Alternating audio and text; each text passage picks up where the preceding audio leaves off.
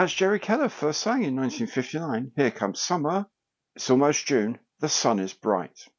Bank holiday Monday in the UK as well, so a perfect time to sit down and catch up with Monday Matters right here on Gary Stuff.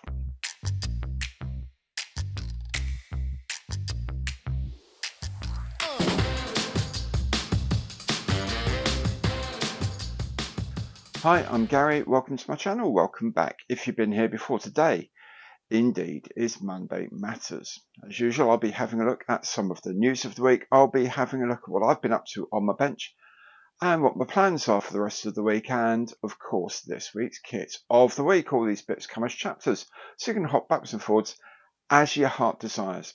Now, if you'd like to support the channel for free, best thing to do is to make sure you've subscribed. Make sure you hit the bell as well, and you'll be notified of all my future content as it is published. And anything you see on the channel, please do give it the old imperial thumbs up on the like button below, because every like counts. And of course, if you want to make a bit more concrete contribution, you can do that through any of my online partner programs, details which are in the information box below. First, I wanted to extend my condolences to the family, friends and colleagues of the pilot who lost his life on Saturday at the controls of his Spitfire when it came down at RAF Coningsby. Coningsby, of course, is the home of the Battle of Britain Memorial Flight. Now, at the time of recording, the name of the pilot has yet to be released. And, of course, the cause of the accident will take some time to investigate. Whatever it is, it's a tragic loss. BBMF exists to commemorate the sacrifice of others, and now it's made a sacrifice of its own.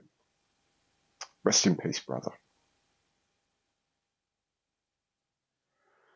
Secondly, I will probably be making, over the next few weeks, I'll be making a few more changes to Monday Matters, mostly around the Kit of the Week things.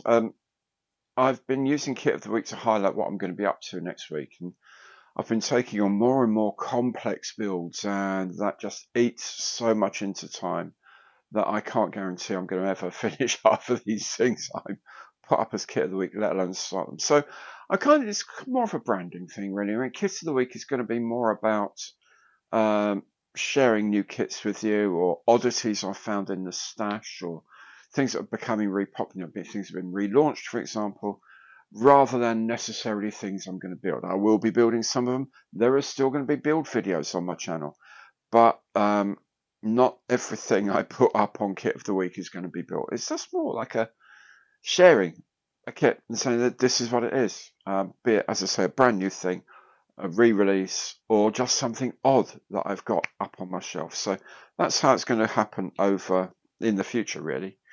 There will still be other things as well. There'll still be the builds, there'll still be reviews, there'll still be occasional more sort of documentary type things. There's a couple that will be coming up probably towards the end of the next month that will be really cool. But anyway, it's the only way I can keep things running and keep my sanity, and so that's the way it is. I hope that's okay with all of you. So, that being said, let's make a start and have a look at this week's news of the week.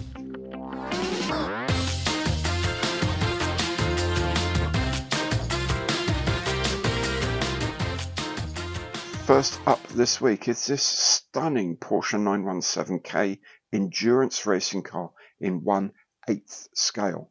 These are the Golf colours of the car, driven by Joe Siffert and Derek Bell at the Monza 1000 km race in 1971. Probably the single prettiest racing car of all time. This 917 comes from POCHER, like AIRFIX, it's part of the Hornby stable. It comes in 312 plastic and pre-painted die-cast metal parts, and it costs a mere £789 or so. It does, however, look absolutely stunning. Speaking of AIRFIX, the Bristol Bulldog in 1/48 scale is due to hit the shops this week. I've seen the built samples and they are a delight to the eye. Can't wait for mine to arrive, although I do have to get a crack on with that Liberator to get it out the way first. CT Scale Models has two new mask sets on sale. One is for the AIRFIX Brewster Buffalo with its greenhouse-like glazing, the other for the more refined AIRFIX Supermarine Swift. Fly has announced a 1/72 scale kit of the Culver PQ14, a target drone used to train anti-aircraft gunners in America in the early 1940s. A dozen or so of these survived the war and were enjoyable recreational aircraft. First to Fight is continuing its 1/72nd scale review of early war German vehicles with this Sonderkraftfahrzeug 247 command vehicle. Very few parts, but each is highly detailed. MINIART has this new 3-ton German truck in 1/35th scale, both in the cargo version and the lighter Pritcher delivery style. Both share the same immaculate chassis and engine modelling. Mine warfare subjects are increasingly popular, such as this Buffalo mine clearance vehicle and this Husky 3 mine detector, both of which are in 1/35th scale and both from ZIMI models. Canadian company HAIDUC Models has 2 new egg kits, a T34 and an SU85. Both are provided as STL files for downloading and printing on your home 3D printer. HOBBYBOSS has announced a new Panzerjägerwagen train carriage coming soon in 1/35th scale. And finally, Copper State Models has this delightful Wanderer 4 horsepower German Army motorcycle coming in both 1/32nd and 1/35th scales, perfect for a World War I diorama as well as being lovely in its own right.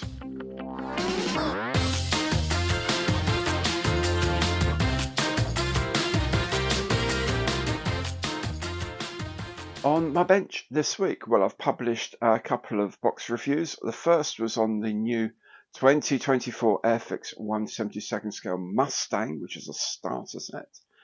I've had a look at that and I've actually started making them. There's going to be 2 builds, as I've mentioned last week. One will be just completely out the box with the paints and brush and glue supplied, and a couple of other things like a pair of a nail file to file things down with. The things that AIRFIX suggest you should have as well as what's supplied in the kit. And of course the other one will be a bit more, let's see what fun stuff I've got in the workshop I can apply to it. Metallic paints and filters and airbrushing things, and more sort of a variety of paints, things like that really, just to see what you can kind of make of the kit. It's 31 pieces or 29 pieces plus 2 for the stand, so it's not enormously complex, but it's quite fun. I think it'll be a great thing to do. So it started already. There'll be 2 separate build videos for the 2 different ways I've done it, so they'll be coming up before too long, I'm sure. Also, I did a box review of the Tamiya Panther in 1/35th scale. It's an old kit. I like the look of it, but it has caused serious disagreements of comment on the channel. Not disagreeing with each other directly, but very polarized views of the value and quality and whatever of the kit. It was very reasonable. It's 1/35th. It's a Tamiya Panther. It will go together pretty well. Is it the best Panther out there? Very probably not, but you don't spend as little as you do for that kit with it being an amazing thing. But is it a fun kit to build? Well, I'm going to find out very, very soon. So there we go.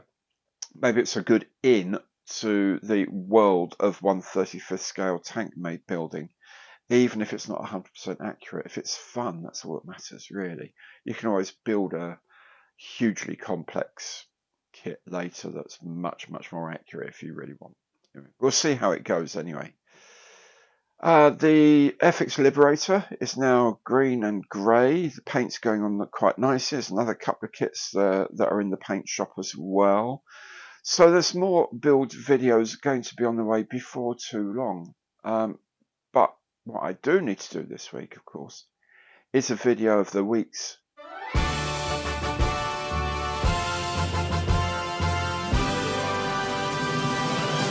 kit of the week. And as I mentioned before, it's going to be a mix of things that are new, mix of things that are in the stash. This is a stash kit. This is a stash oddity, and it's something I really, really love. It's the AIP Fire Flash, a plane made for the TV series Thunderbirds. It's in 1/350th scale. So in the week, I'll have a look at what you get inside the box. There's actually quite a lot of fun stuff in there. And maybe a look at some of the context of the kit as well. That video will be coming up later this week. There's plenty more coming, so do keep your eye out on the channel to see what there is. Easier still than that is if you make sure you subscribe and you hit that bell, then you'll get a notification of everything I publish as it hits the airwaves. And of course, anything you like, please do remember, give it the old imperial thumbs up on the like button below, because every like counts. Thank you so very much for watching this week. Hope to see you again very soon. Take good care now, and goodbye.